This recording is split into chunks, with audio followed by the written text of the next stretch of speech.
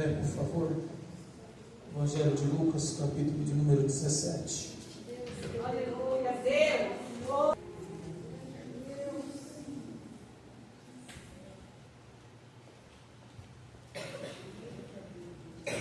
Todos se encontraram? Amém. A cura de 10 leprosos. E aconteceu que, indo ele a Jerusalém, passou pelo meio de Samaria e da Galiléia. Entrando numa aldeia, saíram de encontro 10 homens leprosos, a quais pararam de longe. Levantaram a voz, dizendo: Jesus, Mestre, tem misericórdia de nós. E ele, os vendo, disse: Ide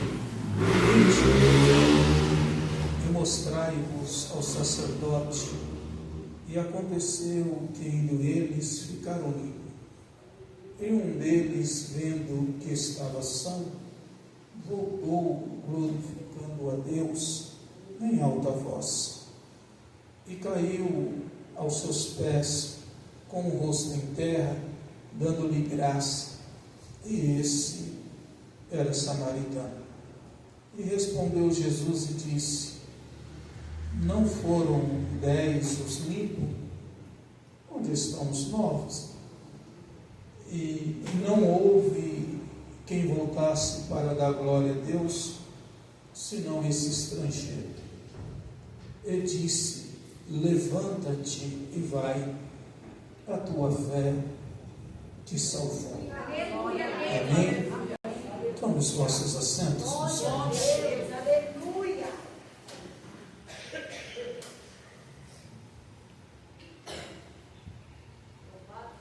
Texto bem conhecido de vocês, mas que o Senhor colocou alguns pontos em meu coração e me fez pensar na tarde de hoje a respeito dessa parábola, dessa passagem. A primeira coisa que eu fiquei refletindo que a Bíblia ela vai dizer que são 10 leprosos, e que quando Jesus entra na cidade, ele vai até essa aldeia. Esse grupo de leprosos estão dentro dessa aldeia, e a primeira pergunta que me surgiu ao olhar esse texto: não existia uma divisão entre judeus e samaritanos? Mas por que agora os 10 leprosos estão unidos? Agora não separa mais eles o que eles acreditam? Agora não separa mais eles a sua religião, a sua posição social?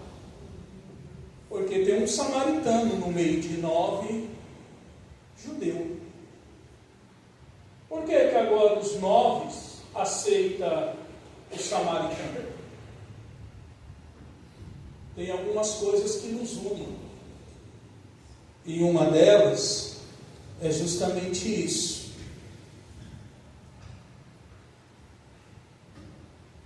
Por que não há separação entre os 10? Porque ambos estão na mesma condição. E qual é a condição que se encontra os 10? Condição de miseráveis, de alguém rejeitado, de alguém que aos olhos da sociedade não tinha sequer mais nenhum valor, porque a lepra era uma doença mais temida daquela época e era algo que separava as pessoas. Mas enquanto eles estavam sãos, eles eram separados. Existia uma barreira: sou judeu, tu és samaritano. Enquanto ambos tinham saúde, eles estavam separados. Mas quando todos se encontram no mesmo nível, na mesma medida, a barreira da divisão cai. Eu aprendi uma coisa na Santa Ceia com os meus pastores, e eu levo para a minha vida isso enquanto Deus me permitir. Você já percebeu que o único culto que não tem separação é o culto de ceia?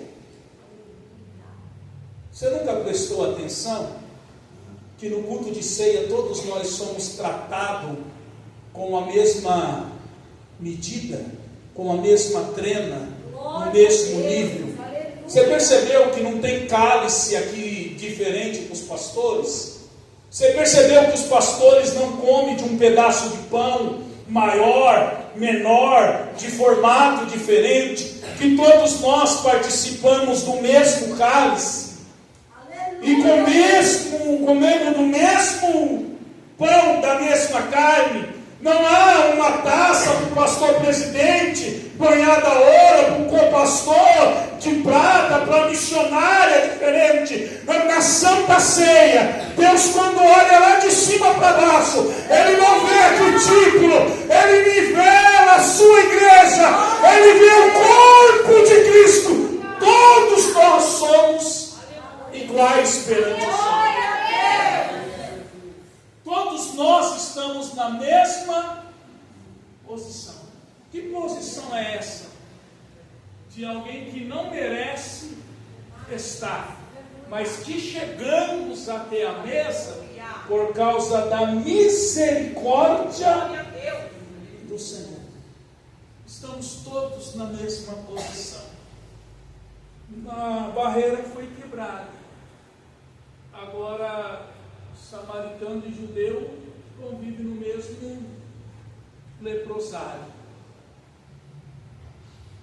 É bom da gente parar para pensar em algumas coisas. Às vezes a desgraça faz de estranhos amigos íntimos. Às vezes há coisas que acontecem na nossa vida que aos nossos olhos é uma desgraça. Mas surge alguém no momento da desgraça, no momento da dor, no momento da dificuldade, e vai se tornar um amigo, um irmão íntimo. É o que está acontecendo aqui. Não trocavam-se nem bom dia, não se considerava nem como irmão, mas agora no momento de desgraça que todos estão vivendo o mesmo cenário, se tornaram íntimos e amigos. Outra coisa que eu percebi no texto, coisas bem simples que nós não percebemos. Quem deles buscou por cura? Quem deles clamou, Jesus me cura? Ninguém. Eles não pedem cura. Eles olham e pedem com paixão. Eles não buscam a Jesus e clamam, eu estou enfermo, me cure. Eles olham e dizem, mestre, tenha com paixão. Aleluia, Deus. Eles estão enfermos, mas não pedem por cura. Mas eles suplicam pela misericórdia, pela bondade, pela compaixão de Jesus. E qual é a resposta de Jesus? Qual é a resposta de Jesus? Eles clamam por compaixão e Jesus lhe responde: levanta-te e vai até o sacerdote.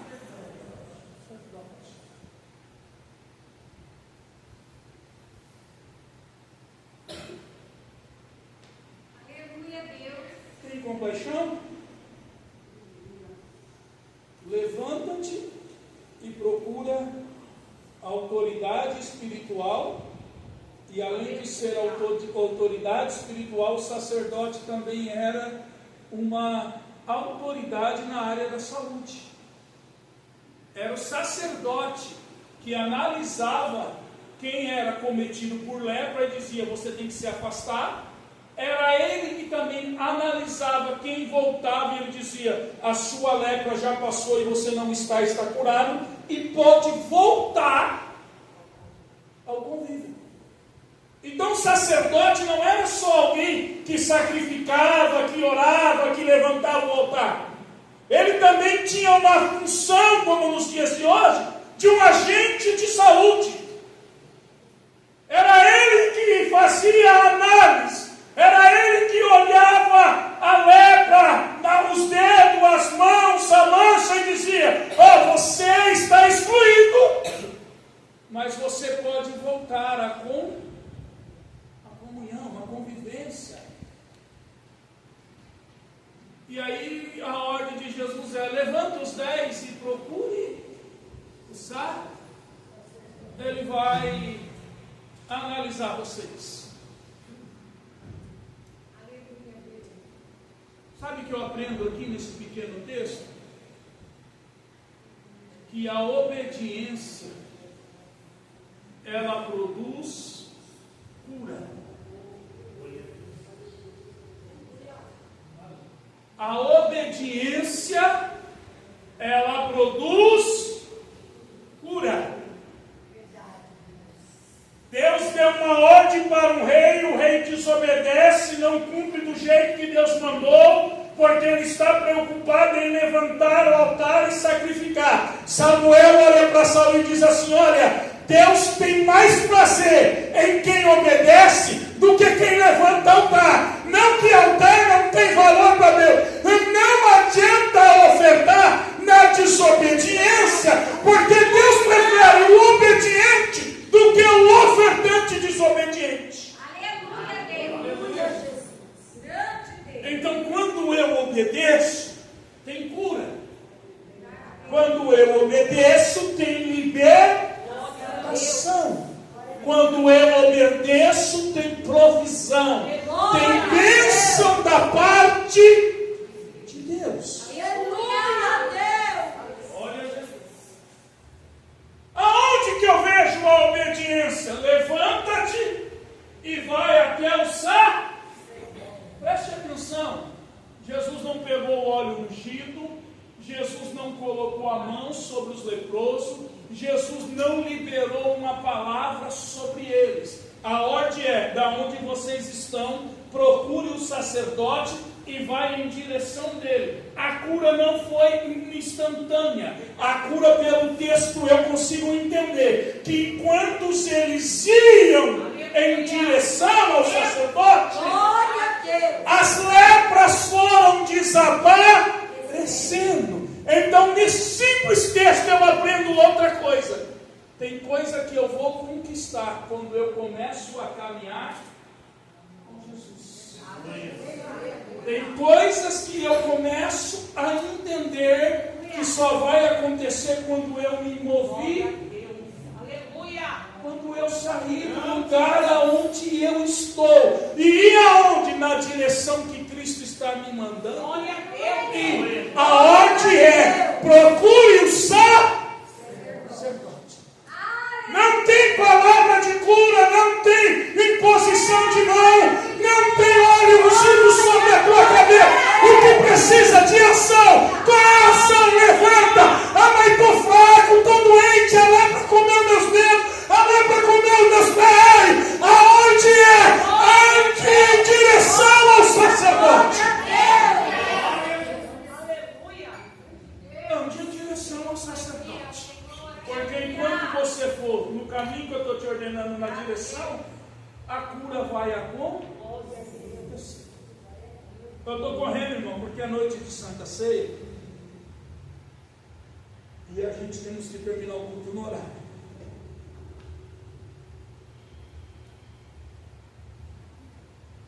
Quando ele percebe que está curado,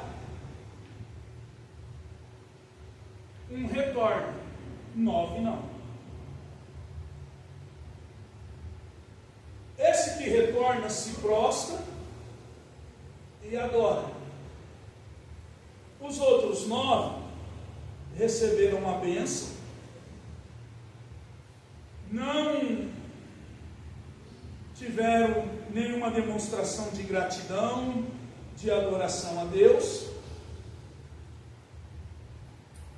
E isso me chama a minha atenção. Por que me chama a minha atenção? Por 2 pontos para nós terminarmos a mensagem.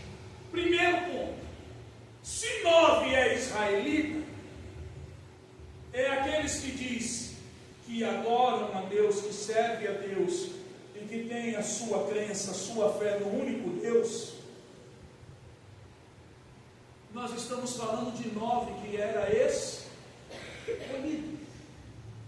E nós estamos falando de 1 que era excluído da religião e do convívio na sinagoga. Então isso me preocupa, porque se que volta para adorar é aquele que é tido como excluído, é aquele que é tido como alguém que não é digno, aquele que não tem direito a entrar na sinagoga, por ter nascido, por ter sido samaritano, pela sua classe social, pela sua posição religiosa, e aqueles que deveriam adorar não adoram, isso é preocupante. Porque se nós trazemos isso para os nossos dias, nós nos identificamos como aqueles que Deus chamou e que somos escolhidos para adorar. Mas muitas das vezes não fazemos como deveria ser feito. Mas aí vem alguém que a gente acha, porque a gente olha para a embalagem, a gente tem um defeito de olhar para o rótulo, né? E isso em tudo, irmão. Não é só na igreja, não. Vai procurar um filme para você assistir em casa. Você já está falando isso da pastora. Você começa a passar um monte de filme, e eu falei, vai, você não tem nenhum filme bom, que a gente olha para a capa. Não é assim? E se a gente vê o desenho da capa, do estilo do personagem, a gente não clica para querer assistir. É assim em tudo na nossa vida. Os 9 que se diz ser o povo escolhido, e deveria ser os adoradores, como a Michele cantou, por excelência, mesmo recebendo a cura, eles não voltam para adorar. O que se diz não ser da linhagem legítima, ser, como diz aí, o puro sangue, autêntico, esse volta.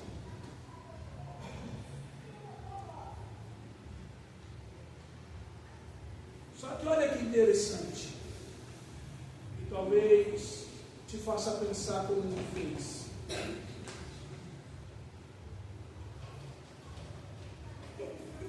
Os 10 foram curados. Amém? Quantos foram curados? 10. Mas quantos foram salvos? Quantos foram curados? 10. E quantos foram salvos? 1.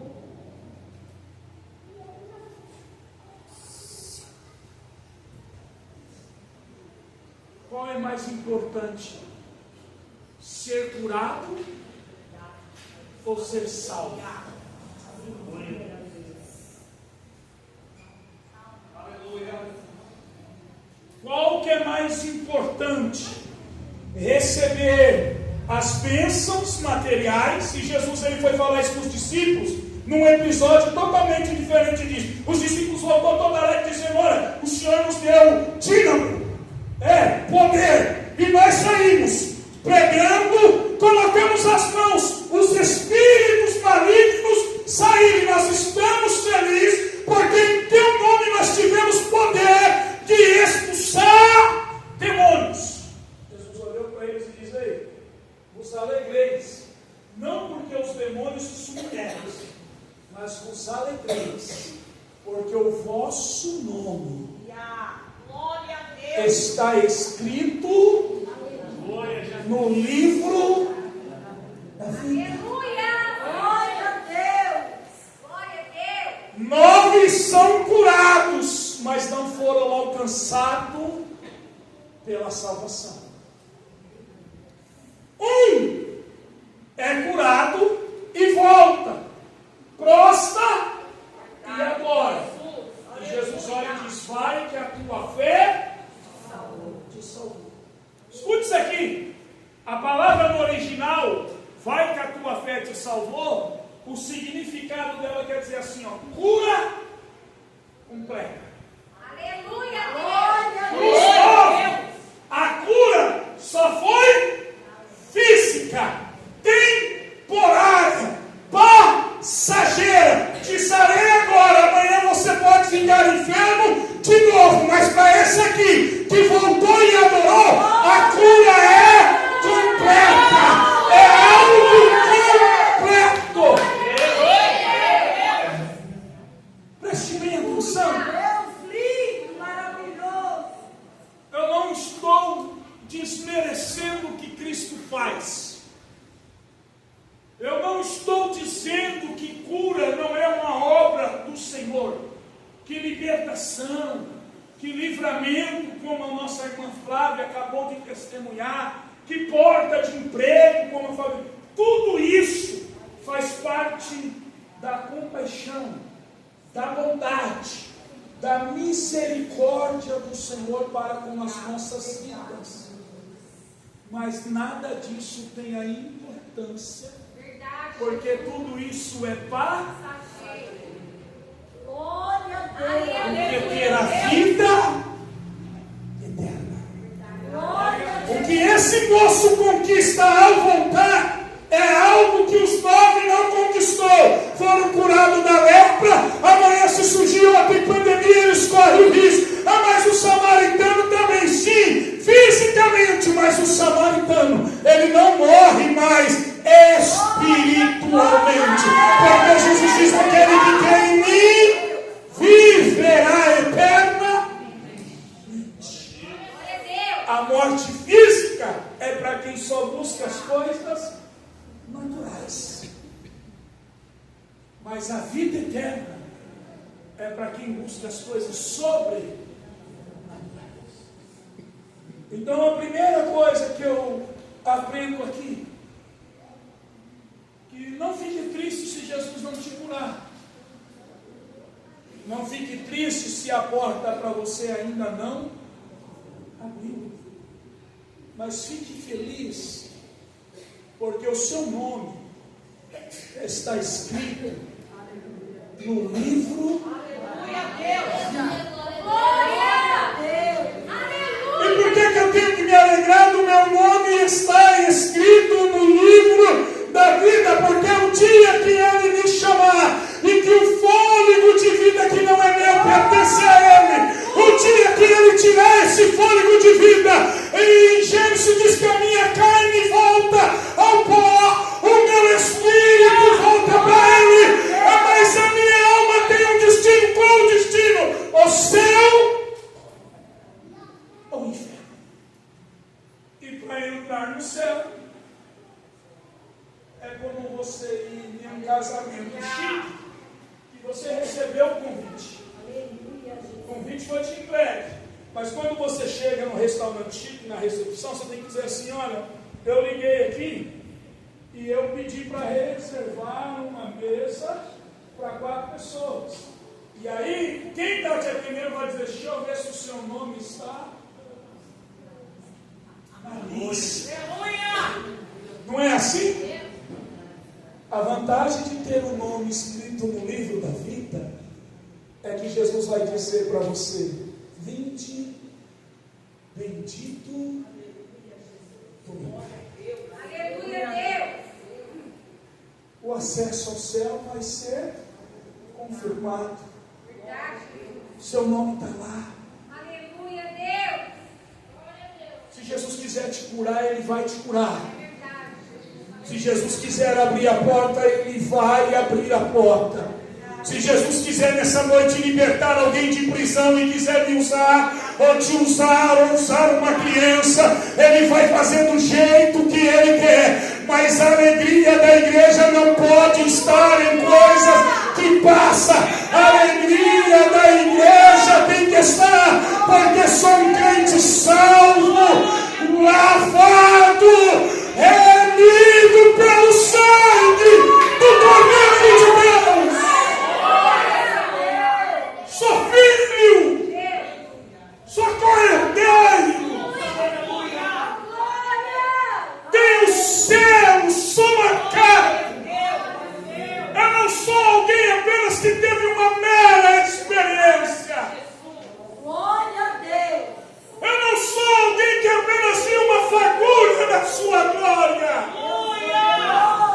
Porque a cura, a libertação, o milagre nada mais é do que uma fagulha da glória de Deus.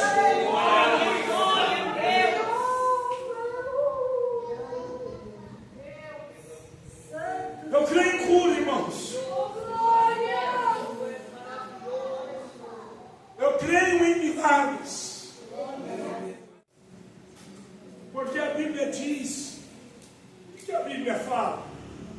Que a bênção do Senhor enriquece. Se está pesado, tem que parar e rever.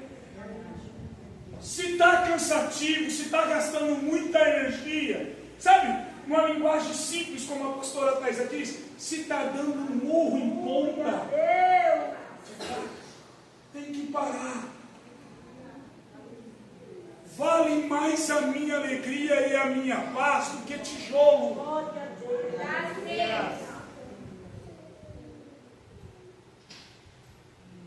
Não deu certo, pare. Porque isso vai te saquear outras áreas.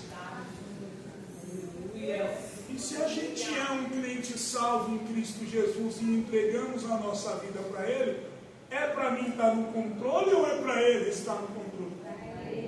E por que eu estou me atribulando com aquilo que é para Ele estar no controle? Glória a Deus! Ei! Eu sou um crente salvo. Eu preciso me alegrar como um Abacuque. Como assim? Produziu fruto? Estou alegre. A ovelha deu trigo? Não deu, estou alegre. Todavia me alegrarei no Deus da minha. A minha alegria vem de ser salvo. A minha alegria não vem de coisas materiais. Glória a Deus. A alegria que o mundo tem, ela é para.